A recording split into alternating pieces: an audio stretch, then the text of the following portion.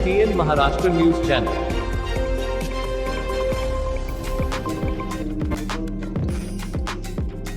सोलापूर शहरातील सिद्धेश्वर वनविहार परिसरात दुपारी सुमारे 1:30च्या सुमारास भीषण आग लागल्याची घटना घडली। सुमारे 500 एकर परिसरातील गवताळ भाग व झाडाझुडपांना आग लागल्याची घटना घडली।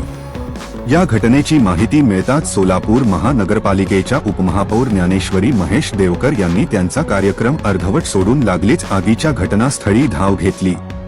घटनास्थळी दाखल होताच उपमहापौर यांनी लागलीच अग्निशामक दलाला पाचारण करण्यात आले। घटनास्थळी 4 अग्निशामक गाड्या दाखल होऊन आग विझवण्याचे काम हाती घेण्यात आले। उपमहापौर ज्ञानेश्वरी देवकर यांनी तत्काळ घटनास्थळी भेट देत परिस्थितीचा आढावा घेतला व अग्निशमन कार्याला गती दिली। त्यांच्या मार्गदर्शनाखाली अग्निशामक दल, वन विभागाचे अधिकारी व कर्मचारी यांनी समन्वयाने काम करत आग पूर्णपणे आटोक्यात आणली।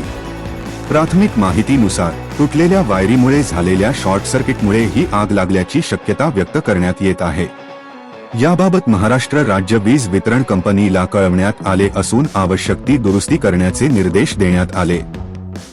या घटनेनंतर भविष्यात अशा प्रकारच्या घटना टाळण्यासाठी उपमहापौर देवकर यांनी वन विभागाच्या अधिकाऱ्यांशी चर्चा करून योग्य त्या उपाययोजना करण्याचे निर्देश दिले आहेत। यावेळी वन विभागाची टीम व अग्निशामक दलाचे कर्मचारी तसेच रेस्क्यू टीम यांनी अत्यंत शर्थीने काम करत आग नियंत्रणात आणली। त्यांच्या या कार्याबद्दल उपमहापौरांनी सर्वांचे कौतुक केले। या तत्पर कारवाईमुळे वन्यजीव व शेकडो वृक्ष मोठ्या प्रमाणावर जळण्यापासून वाचले असून मोठे नुकसान टळले आहे।